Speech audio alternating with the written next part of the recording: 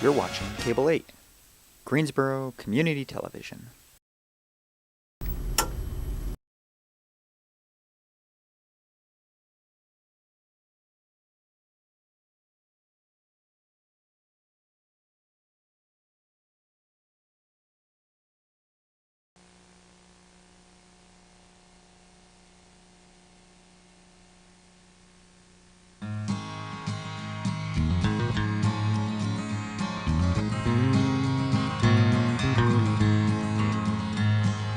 Here comes Slim up the railroad tracks.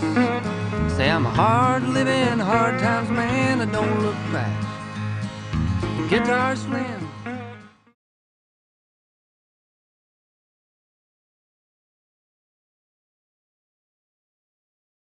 Well, I think young people should know that years ago that you'd go into the department store, and could not try on a dress or a suit, and because you were black, you had to drink. They had a water fountain for blacks or colored, and one for whites. You had to drink out of the colored water fountain. You had to sit in the back of the buses for transportation. You had a segregated car on the trains that you had to sit in that was usually right next to the engine where all the smoke would come in there. Couldn't go to any white church. Those churches were segregated. You didn't come in contact with any whites hardly, none. I know when I was a little kid, I didn't know any whites.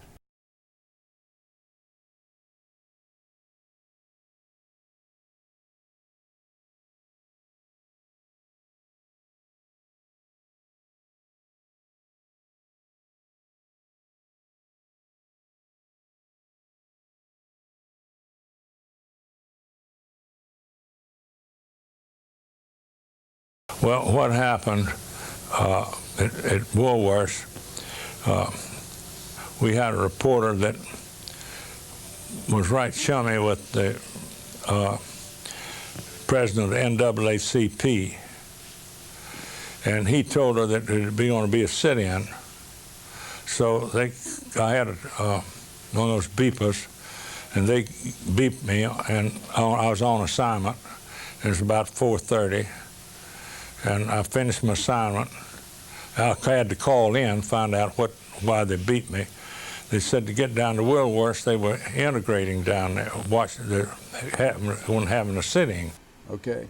Well, when I walked in the station, and I was doing the evening weather for Duke Power and the news at that time, walked in the program office, and they said, well, and people have to understand the language is the language of the time. Quote, 4 colored boys from A&T are sitting at the lunch counter at Woolworth, and they won't get up and leave. That was a kind of exciting time for me. I didn't have time to participate. I remember going down to a store, a guy named Ralph John. And Ralph John, I would buy clothes and different things for Ralph John. And Ralph said, why don't you go down and be part of the sit-in? And I wanted to, in a sense, but I knew right then I had to really get involved into my business, and I remember that time. So I was pretty much economic driven because I knew then I just had to find a way to make my own living. Well, you know, Ralph John's actually responsible, I think, as far as being able to find out, to get the 4 students to go and sit down. He tried to get Dr. Simpkins a good while, and Dr. said, I've been in court too much now, don't get involved. So the 4 students decided, eventually recruited the 4. I guess you recognize that 2 of them were members of Shiloh. I'd go uptown with my mother, and she'd go in Myers department store. They had a little tea room up there, but she couldn't go there. And I never will forget, I told Mama, I said, Mama, I can't, I'll go with you uptown, but I'm not going into that store. And of course, the reason I didn't want to go into the store was because Mama was picking over everything. You know how she's looking around at what she's going to buy. I said, I'll just sit out here on the street and wait on you to come out. I was a little boy, about 4, 5, and this is what happened. But the movies were segregated. Some movies wouldn't even take you. And those that did take you had to walk up the back steps and sit in the balcony. And of course, no hospital, none of the white hospitals would take you. You could be bleeding to death, they wouldn't take you in. The jails were segregated. They didn't, back then years ago, they had no black policemen on the force. There were no black lawyers in town.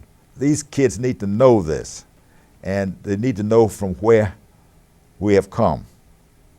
I remember the times, of course, and I remember some specific people who, and now we're talking about the white establishment, as you say, the people who could make a difference with it. I found some of them to be struggling a lot with it, and I had some conversations with some of them who said, well, it's I know it's wrong, we got to change, but some say, well, it's not quite the time, or we're not quite ready, or if I do this, I'm going to lose business, that type of thing. And there were others who said, we're going to change, but I just, you know, it was tough, I know, for some of those who wanted to change. I thought then, and I still think now, that there are a lot of people in Greensboro, even in the leadership, who were sensitive to that type thing and knew that it was wrong, and but sort of didn't want to step out by themselves. And so once they had to, things changed. Well, I was here and in town when the sit-in occurred at Woolworth. I was here when a black sat down on Elm Street and the National Guard was brought out. It was all very peaceful. And I took my boys down there, I remember very well, and said, you're looking at history. Keep your eyes on this because this is history that's happening right now. I was not an active participant, but I urged a number of, say, restaurant owners to open up their doors. I said, these people want the right to do it. And those are the things that I recall. Oh, God, this is it. This is the beginning of the war. Because you could see these Ku Klux Klansmen in my imagination coming into Greensboro and attacking them. Well, I was years away. That actually happened in 1979, okay? But I was scared. And we said, well, we need to get some film of that. Somebody said, well, if we send the photographer down to get the film, we won't be able to develop it to get it on the air in time for the news. So there is no extant film of the first day sit-ins. So when I got down there, it was about 5 o'clock and they had locked all the doors and I couldn't get in.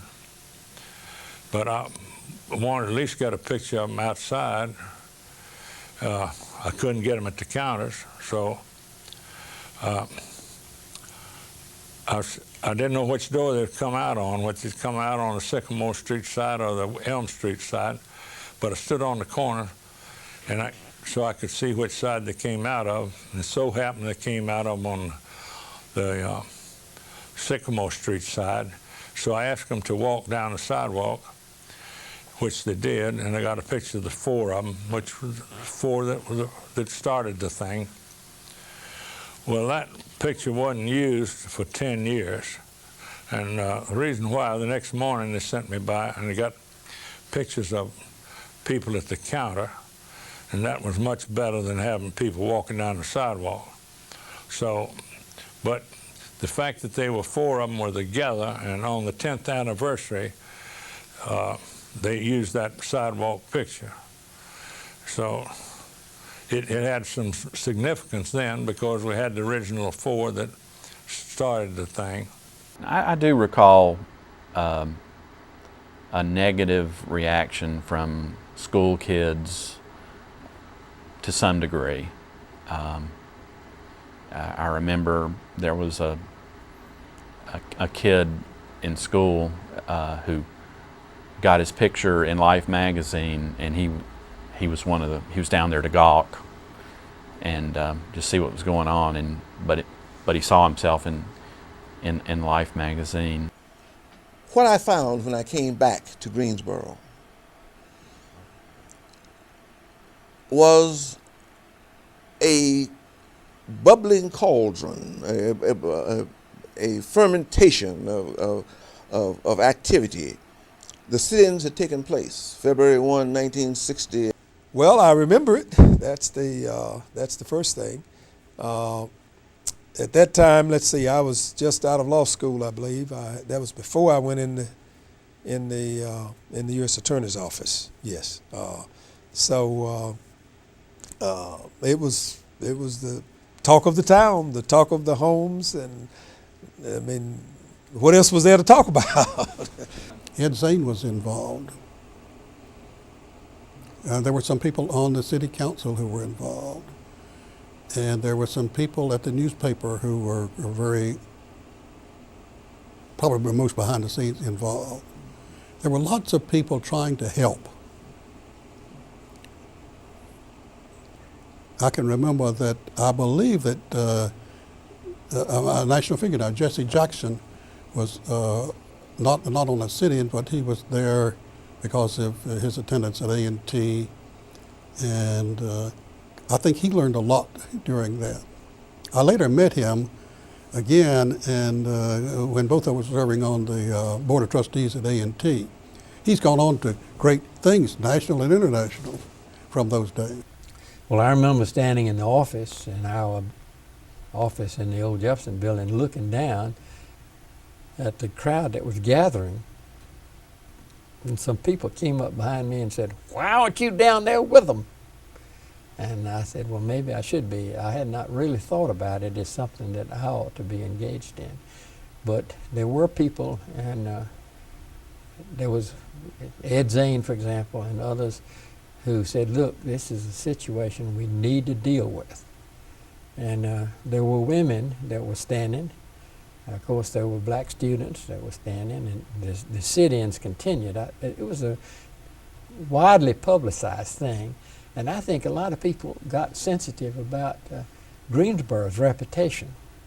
It was sort of like we were being embarrassed by this.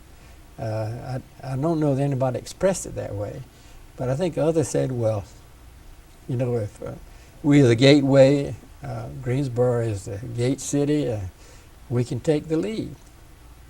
And we sent people. Betsy Taylor and others went to New York to talk to the management of Woolworth. And the Woolworthers, I remember, management said, well, if you get Crest to open up, we'll open up, and they did simultaneously. I guess after that happened, my father was still living at that time, and I remember they came on the television that night with the students. He looked around and saw he was so proud. He was proud of that. But you had some, of course, who felt they were going too fast and the students ought not to be doing this type of thing. But I guess the community really supported this for the most part and were proud of the students to take that type of action at that time. It just happened I had been here 2 years and knew three of the students, really.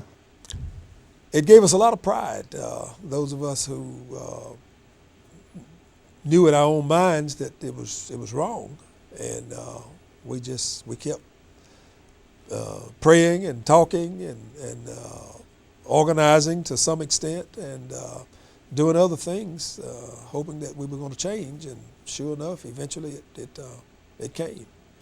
The next day, by the time the next day had dawned, And we had what I want to say at Channel 2 on February 1st, 1960, our first real news director, a guy who had been hired to be the news director, a fellow by the name of Scott Jarrett.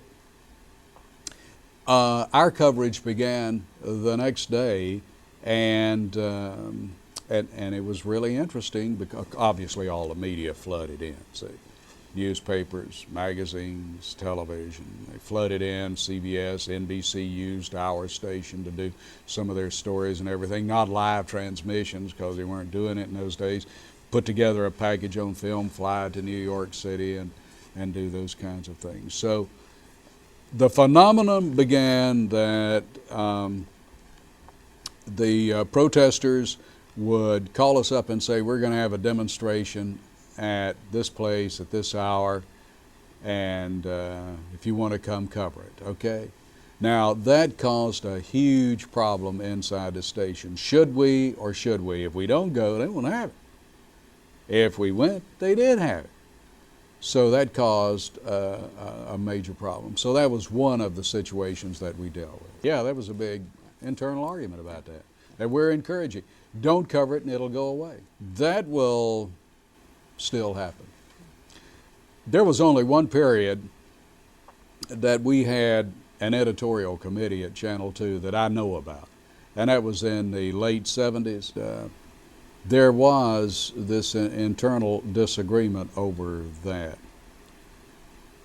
whether we should cover it or not. And you know, that's gone on to, it's like children's suicide and some of those sensitive issues that we made decisions not to cover, okay? Yeah, well, the next morning, Floyd Henley, which was the managing editor of my paper, I was working mostly on the record side. He said, "I want you to go back down there and get some pictures in the counter." And I said, "Well, Floyd, you know I'm going to be trespassing, and you're going to have to get me out of jail." So he said he would. So I went back down there the next morning, and I was going to get some pictures. And Curly Harris was manager of Woolworths, and he said, "Well, you can't take pictures here." And we hummed and hawed and talked a little bit, but he was pretty firm about it. And I said, well, finally I said to him, I said, "Curly, you do what you have to do and I'll do what I have to do." So I started taking pictures, and he put his hand up in front of the lens, and I walked sideways about a yard or two and tried to get away from him and take pictures from that angle. And he put his hands up in front of the lens again. So finally I just raised my street graphic up like this and started clicking. And I didn't know whether I was getting anything or not, but Curly thought I was, so he walked on back to the back of the store. So I went ahead and got my pictures. But until the 63, we didn't have the kind of equipment to go in the street and get Jesse Jackson coming up East Market, okay? Yeah. Until all of a sudden people realized now there is a reason to have something called television news. People are in the streets. There is action in the street. Activity is happening there. So they developed this huge camera called the Auricon camera that a cameraman shot 16 millimeter film. The cameraman could put on his shoulder, much like today's video cameras, but it was film. And when that happened, and then the sit-ins, the civil rights disturbances made television news, changed the whole complexion. This is not Lee Kynard talking. I think people like Av Weston who've written, go back to that period as, when they went into the streets and we had to develop a different kind of TV. So there was a huge evolutionary process that went on, and our manager came in and said, "We need to do documentaries. You have to do these kinds of programs." Well, I didn't have the background. How do you make a documentary? Well, watch CBS reports and figure it out for yourself. So that's how that happened. They sat there. had sit-ins for several days, and of course they had some whites there with crew-cut hair. I remember they were young people, most of them, and that was those kind of haircuts they had was sort of a rebellion against everything, I guess. But anyway, I got pictures of them occupying the seats. It cut down on the number of blacks that could sit at the counter. Well, of course, Black, his father was a very courageous person. He's L. Black Jr. That's the way he wants me to call him. He didn't want me to call him. He wanted because he came up on us. His father was a very courageous person, outspoken. It happened that his father was a classmate of mine from the first grade through high school. We were together. So I knew the family very well, being in the church, and his grandmother, his great-grandmother was a person very active in the church who helped all of us to stay in line. So I guess I was fairly close to, and David Richmond, of course, eventually buried within the church. So I knew those two pretty well. Now, I do have a memory that is etched in my mind, and that was, and I couldn't even tell you the year, but I and a couple of my classmates, and I believe we were at Notre Dame, probably freshmen, or maybe we were 8th graders, I don't know.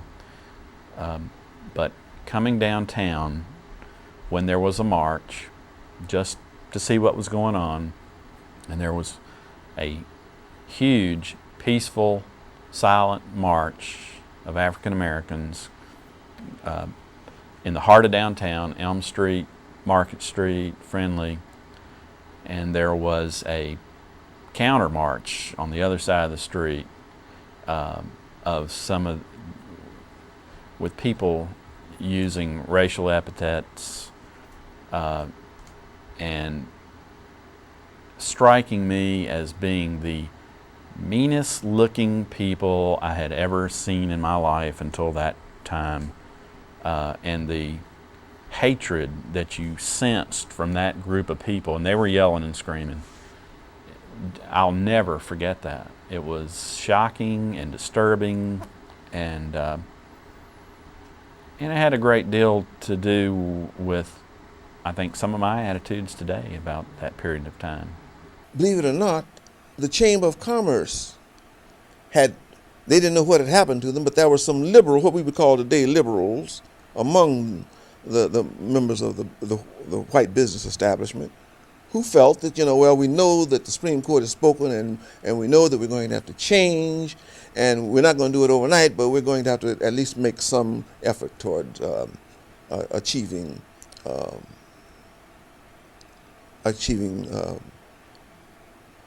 desegregation. I say that again became a term. They wouldn't say achieving integration. Even as it is now, we will desegregate, but we're not going to integrate, playing on words. An evil concept, you see, as I see it. But that's what they felt they had to do. All of them you have to do sometimes to get things done. We call them the sit-ins, the wade-ins, the lie-ins, the petitions, and finally the legal system. And I would say that probably the legal system has been the most effective, because you have to obey the law, and the city as well as the county has to obey the law. And once the law comes down, if they're not going to obey it, then they're in serious trouble. So I would say the legal system, is the end result has been the most effective. Relations, and I think that generally speaking, great strides have been made in the nation, and I think they've been reflected in our community in race relations. But I think that specifically in such areas as whether or not there will be predominantly black educational institutions, predominantly black schools, also the arrival of the Hispanic and Oriental populations, we are entering a time when multicultural is a big factor even in a community like Greensboro.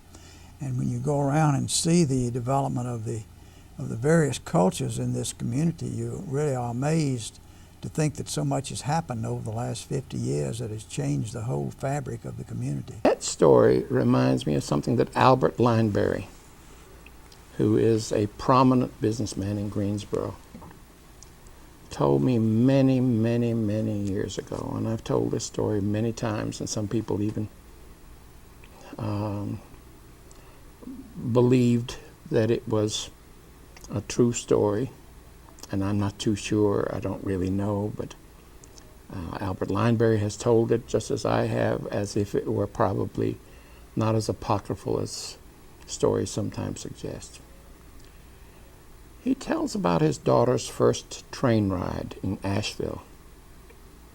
And the way Al tells it, he says, you know, my daughter, she went with me to the depot.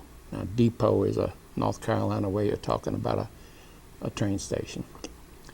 And we walked through the depot, and we got onto the train platform, and we went into the train car. And back then, they had, at the end of a train car, they had a tube of cups, cone-shaped cups, and next to it a water fountain. And my little daughter broke loose from my hand and ran straight for one of those cups and pulled it out and filled it up with water and drank it, and filled it up with water again and drank it, and filled it up again with water and drank it. And then all of a sudden the train started shaking on the track as it was headed toward Waynesville from Asheville. And my daughter ran back to me, sitting next to me at the seat.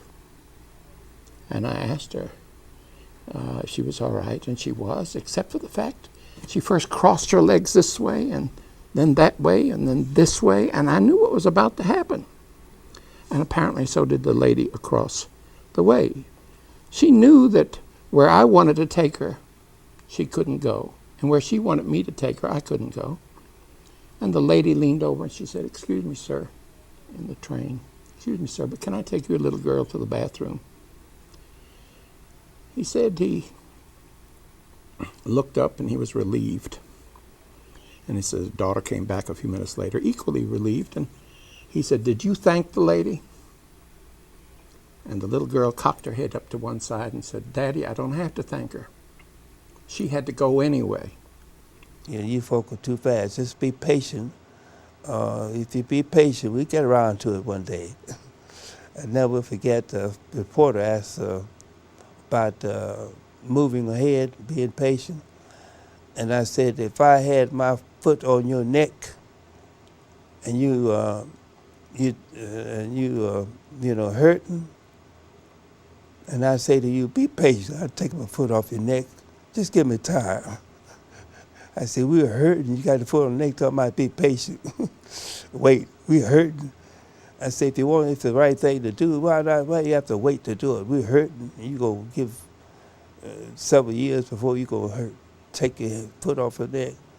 But Shank's, I think Shank was a person who really wanted to delay it. Moving too fast, his attitude, you're moving too fast, give us time. But he was pressured into doing something that he was not really ready to do and really to support at this time. Pressure from businessmen eventually downtown because they were being hurt eventually because they started having a withdrawal. And when you hit that cash register, they start thinking. People of my country in my time. In my time, wars played on TV. Sound bites on Manifest Destiny. But all I saw was cruelty and misery and confusion in the vision of my time. In my time, in my time.